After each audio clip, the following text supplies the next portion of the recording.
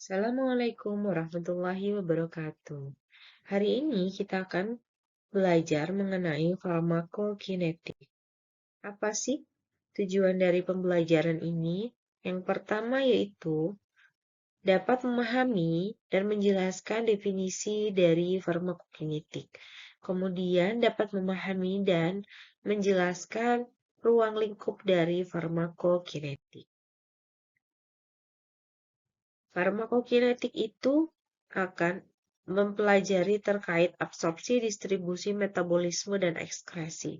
Tetapi sebelum masuk ke fase farmakokinetik, ada obat yang digunakan oleh pasien sesuai dengan dosis dan frekuensi penggunaan serta lama penggunaannya. Kemudian mengalami fase farmakokinetik dan kemudian setelah mengalami proses absorpsi, distribusi, metabolisme, dan ekskresi, maka akan terbentuklah kadar obat di dalam darah. Kadar obat di dalam darah ini dipengaruhi oleh bioavailability dari suatu obat, jendela terapi, waktu paro, kadar tunak, dan kadar puncak, yang kemudian akan mempengaruhi ke fase farmakodinamik, yaitu ke sasaran mekanisme kerja, yaitu penempelan dengan reseptornya atau pengaruh dari enzim-enzim, sehingga dapat menimbulkan efek farmakologi. Prinsip farmakokinetik ini terdiri dari 4, yaitu yang pertama absorpsi atau kita bisa menyingkatnya menjadi ADME. A. Absorpsi, D. Distribusi, M. Metabolisme, dan E adalah ekskresi. Farmakokinetik ini merupakan bagian dari ilmu farmakologi yang mempelajari nasib obat di dalam tubuh dan kemudian melihat perjalanan obat dari mulai masuk hingga keluar dari dalam tubuh kita hingga diekskresikan.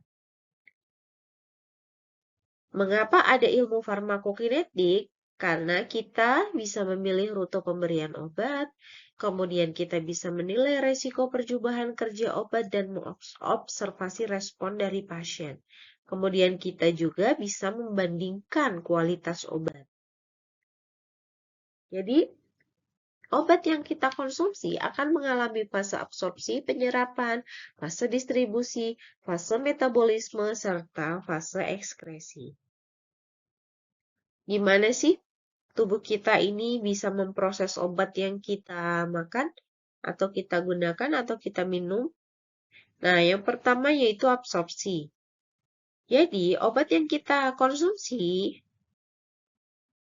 akan diserap dari tempat pemberiannya. Kemudian masuk ke sirkulasi sistemik. Persentase obat yang berhasil mencapai sirkulasi sistemik ini akan siap untuk berinteraksi dengan reseptornya. Disebut bioavailabilitas atau ketersediaan hayati obat. Sehingga apabila obat dalam konsentrasi yang sesuai di tempat kerjanya, maka dia akan mengalami efek farmakologi atau berkhasiat. Sehingga absorpsi ini bisa merupakan syarat timbulnya suatu efek terapeutik. Karena absorpsi merupakan proses yang membuat obat tersedia dalam cairan tubuh untuk didistribusikan.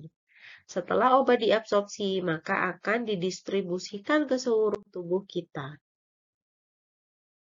Transport antar membran ini adalah yang mempengaruhi absorpsi. Ada difusi pasif, ada difusi terfasilitasi, ada transport aktif, dan ada pinositosis dan fagositosis. Umumnya, absorpsi dan distribusi terjadi secara difusi pasif, yaitu mula-mula obat harus berada dalam larutan air. Kemudian molekul obat akan melintasi membran yang melarut dalam lemak. Kemudian bergerak dari konsentrasi yang lebih tinggi ke konsentrasi yang lebih rendah.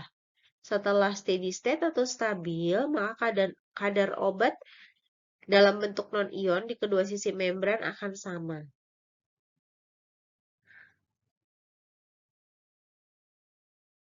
Kemudian ada yang namanya difusi terfasilitasi. Jadi dalam proses transport ini dari konsentrasi tinggi ke konsentrasi rendah, ada bantuan suatu pembawa atau carrier yang merupakan komponen dari membran sel tanpa menggunakan energi, sehingga tidak dapat melawan perbedaan kadar maupun potensial listrik. Adapun transport aktif, jadi dia obat melawan gradien konsentrasi, di mana obat dari tempat yang rendah bisa dibawa ke daerah yang konsentrasinya tinggi. Oleh karena itu diperlukan energi untuk transport ini. Ada karier yang mengikat obat, yang membawa melintasi membran dan kemudian dilepaskan. Molekul pembawa ini sangat selektif terhadap molekul obat tertentu. Biasanya sih terjadi pada sel saraf, hati, dan ginjal. Aktivitas ini membutuhkan energi yang diperoleh dari aktivitas membran itu sendiri, sehingga zat dapat bergerak melawan perbedaan kadar atau melawan potensial listrik. Ini contoh transport aktif dan transport pasif. Jadi kalau difusi itu langsung, kalau transport pasif itu ada carrier-nya, tapi bergerak dari konsentrasi tinggi ke konsentrasi rendah, sedangkan transport aktif bisa bergerak dari konsentrasi rendah ke konsentrasi tinggi dengan adanya bantuan suatu energi berupa ATP dan dengan bantuan carrier. Kemudian ada transport vesikuler. Ini proses penelanan partikel atau zat terlarut oleh sel. Pinositosis dan fagositosis adalah bentuk dari transport vesikuler. Pada pinositosis, tetesan-tetesan cairan kecil diambil dari saluran cerna dan fagositosis, partikel zat padat diambil dari saluran cerna. Selama proses tersebut, membran sel mengelilingi material dan menelannya, kemudian melepaskan di sisi lainnya. Transport vesikuler ini biasanya digunakan untuk absorpsi vaksin polio, insulin, dan protein yang berukuran besar. Namun, jumlah obat yang diangkut dengan cara ini sangat sedikit. Ini contohnya ya di dalam membran plasma. Ada beberapa faktor yang dapat mempengaruhi absorpsi suatu obat. Yang pertama yaitu terkait dengan cara pemberian obat, apakah oral ataukah injeksi atau yang lainnya. Kemudian formulasi obat, apakah menggunakan eksipien yang bisa meningkatkan kelarutan suatu obat ataukah tidak. Kemudian cara molekul obat bergerak melintasi membran sel di seluruh tubuh. Jadi, jika kita mengkonsumsi suatu obat, maka akan terjadi proses absorpsi, di mana dia akan masuk ke dalam sistemik atau ke dalam pembuluh darah. Kemudian setelah masuk ke dalam pembuluh darah, akan mengalami fase distribusi. Didistribusikan oleh suatu transporter, ini yang bergambar seperti panah ini adalah suatu transporter yang membawa zat-zat aktif yang sudah diabsorpsi ke dalam pembuluh darah itu untuk didistribusikan ke seluruh tubuh. Kemudian, obat tersebut mengalami metabolisme di dalam hati. Apabila obat tersebut digunakan dalam bentuk aktif, maka dia akan diinaktifkan sebelum obat mengalami ekskresi atau diekskresikan dari tubuh. Yang terakhir yaitu ekskresi yang terjadi di ginjal. Bagaimana dia bisa meninggalkan tubuh kita atau bisa juga terjadi di feses. Jadi bisa diekskresi melalui urin ataupun feses. Hal yang berikutnya adalah distribusi terkait dengan perjalanan obat ke seluruh tubuh melalui sirkulasi darah. Jadi, distribusi ini bisa menuju tempat aksi obat, bisa ke jaringan lain, ke tisu reservoir atau penyimpanan di jaringan, kemudian ke organ pemetabolisme. Distribusi suatu obat akan dipengaruhi oleh ikatan protein dan plasma, volume distribusi, serta kelarutan obat di dalam lemak. Ikatan dan protein plasma ini akan hanya menimbulkan efek jika berada dalam jadi obat bebas, obat dalam bentuk bebas yang akan menimbulkan efek. Ikatan ini bersifat reversibel ya, jadi bisa hilang. Jadi obat-obat bebas inilah yang akan memberikan efek.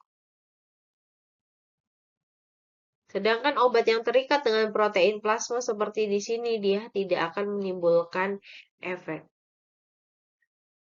Jenis protein plasma itu yang pertama ada albumin, ada glikoprotein, ada CBG, ada SSBG. CBG itu corticosteroid binding globulin dan SSBG sex steroid binding globulin. Volume distribusi ini menggambarkan luasnya distribusi obat di dalam tubuh. Obat yang bermolekul besar akan banyak terdapat di dalam plasma, sehingga volume distribusinya kecil, sedangkan obat yang bermolekul kecil akan terdapat dalam cairan intersisial, sehingga volume distribusinya besar. Semakin besar volume distribusi, maka semakin luas obat tersebar di dalam tubuh. Adapun rumus dari volume distribusi dipengaruhi oleh F, bioavailability, D, dosis obat, serta C, kadar obat di dalam plasma. Kelarutan obat di dalam lemak ini juga mempengaruhi volume distribusi suatu obat. Jadi, obat-obat yang mudah larut dalam lemak atau lipofilik akan melintasi membran sel dan terdistribusi ke dalam sel. Sedangkan obat yang tidak larut dalam lemak atau hidrofil akan sulit menembus membran karena membran ini terdiri dari lapisan-lapisan lemak, sehingga distribusinya terutama di cairan ekstrasel. Obat yang larut dalam lemak itu memiliki volume distribusi besar karena dia terdistribusi luas ke seluruh tubuh kita. Fase farmakokinetik yang berikutnya yaitu metabolisme. Metabolisme merupakan suatu proses biokimia, yaitu obat-obat itu akan diubah menjadi metabolitnya yang diperantarai oleh enzim. Biasanya terjadi di hepar ataupun ginjal. Tujuannya mengubah obat non-polar menjadi polar agar mudah diekskresikan di ginjal dan empedu.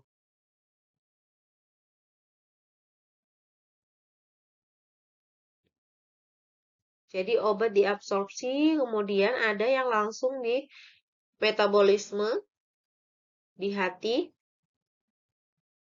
dia dari bentuk tidak aktif menjadi aktif. Obat yang masuk ke sistem digestif, kemudian masuk ke hepatic portal system, masuk ke liver, kemudian rest of the body. Pada metabolisme fase 1, ada non-synthetic reaction.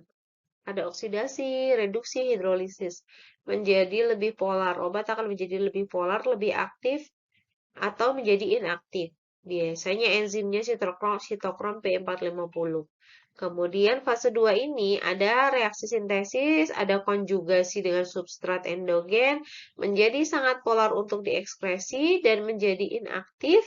Kemudian biasanya digunakan oleh enzim UGB glucuronidal-transferase.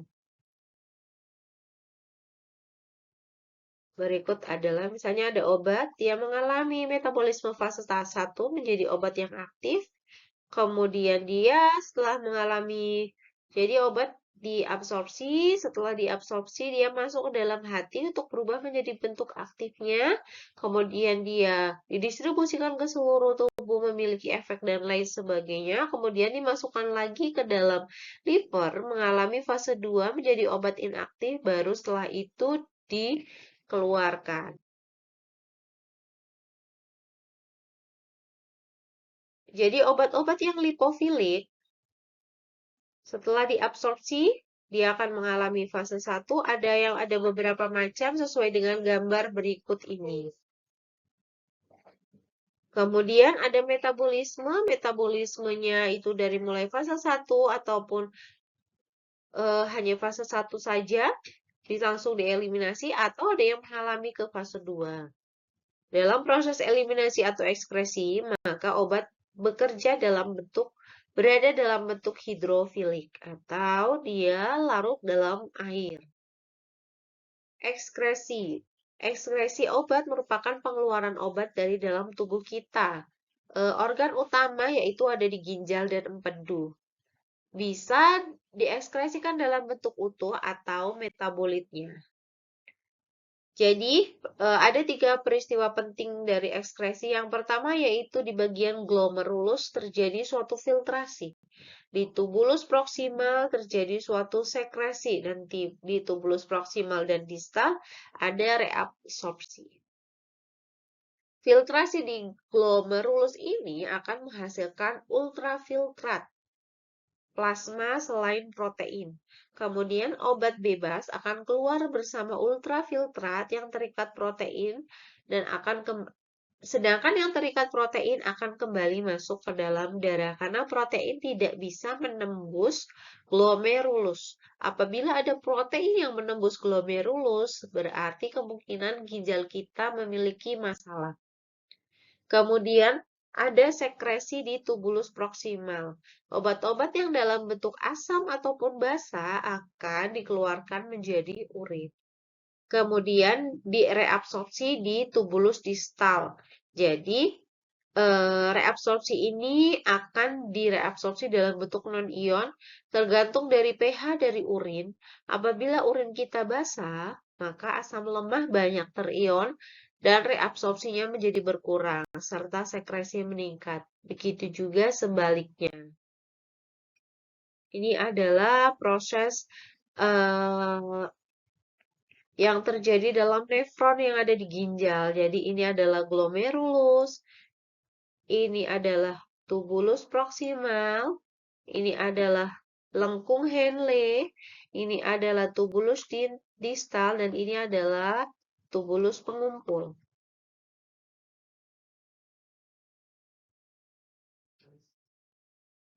Organ ekskresi berikutnya yaitu empedu. Jadi metabolit di hepar masuk ke usus, kemudian diekskresi di empedu, atau bisa juga masuk kembali ke hepar dan dilanjutkan diekskresi di ginjal. Organ ekskresi lain itu bisa melalui keringat, air liur, air mata, ASI, dan rambut. Demikianlah materi terkait dengan farmakokinetika. Berikut adalah tugas terkait dengan studi kasus. Ada kasus 1 hingga kasus 3. Silahkan dibaca, dipahami, kemudian ditulis tangan, kemudian dibuat dalam bentuk PDF dan diupload di Google Classroom sesuai dengan nama tugasnya. Dikumpulkan paling lambat hari Rabu jam 11.59 beserta dengan tugas yang sebelumnya.